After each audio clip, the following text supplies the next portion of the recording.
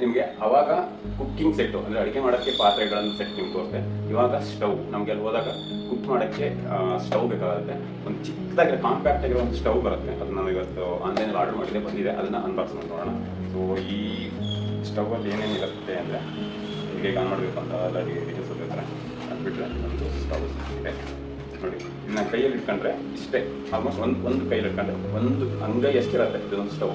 ಇನ್ನು ಹೇಗೆ ಮಾಡಿರುತ್ತೆ ಅಂದರೆ ಇದರಲ್ಲಿ ನಿಮಗೆ ಲೆಗ್ಸ್ಗಳಿರ್ತವೆ. ಇದನ್ನು ವೈಡ್ ಮಾಡ್ಕೊಬೇಕು. ಈ ಥರ ಒಂದು ಹೋಸ್ ಇರುತ್ತೆ.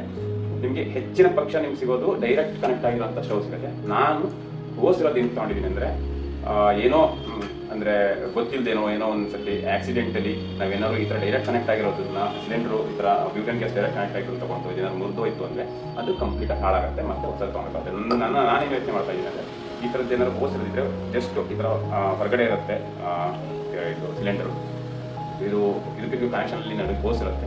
ಏನೇ ಡ್ಯಾಮೇಜ್ ಆದರೂ ಒಂದು ಪಾರ್ಟ್ನ ನಾನು ರೀಪ್ಲೇಸ್ ಮಾಡ್ಕೊಂಡ್ರೆ ನಂಗೆ ಒಂದು ಸ್ಟವ್ ಉಳಿಯುತ್ತೆ ಅಂತ ಒಂದು ಆಲೋಚನೆ ತೊಗೊಂಡಿದ್ದೀನಿ. ಹಿಂಗಾಗುತ್ತೋ ಗೊತ್ತಿಲ್ಲ, ನೋಡೋಣ. ಆಯಿತಾ, ಈ ಥರ ನಾನು ಇದಕ್ಕೆ ಸ್ಟವ್ ಮೇಲ್ಗಡೆ ಇಡಕ್ಕೆ ಲೆಗ್ಸ್ ಇರುತ್ತೆ. ಇದನ್ನು ಆನ್ ಮಾಡ್ಕೊಂಡೆ, ಓಪನ್ ಮಾಡ್ಕೊಂಡೆ. ಅದು ಬಿಟ್ಟರೆ ಕೆಳಗಡೆ ಇದನ್ನು ರೆಸ್ಟ್ ಮಾಡೋಕ್ಕೆ 4 ಲೆಗ್ಸ್ ಇರುತ್ತೆ. ಆಯಿತಾ, ನೋಡಿ ಈ ಥರ ಲೆಗ್ಸ್ ಇರುತ್ತೆ. ಇದನ್ನು ಓಪನ್ ಮಾಡ್ಕೊಂಡ್ರೆ ಈ ಥರ ಇಡಬಹುದು.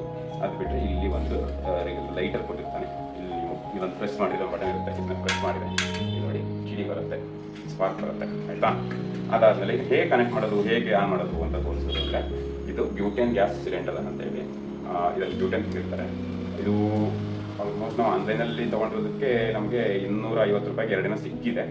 ಆಯಿತಾ, ಇದನ್ನು ಫ್ಲೈಟಲ್ಲೆಲ್ಲ ಬಿಡಲ್ಲ. ಅವಾಗ ನೀವು ಫ್ಲೈಟಲ್ಲೆಲ್ಲೂ ಬಿಡಲ್ಲ. ಇದನ್ನು ಎಷ್ಟು ಟೆಸ್ಟ್ ಮಾಡೋಕ್ಕೆ ಮಾಡಿದ್ವಿ. ಇದೊಂದು ಕ್ಯಾಪ್, ಇಲ್ಲಿ ಒಂದು ನಾಚ್ ಕೊಟ್ಟಿರ್ತಾರೆ, ಅಂದರೆ ಕಟ್ಔಟ್ ಕೊಟ್ಟಿರ್ತಾರೆ.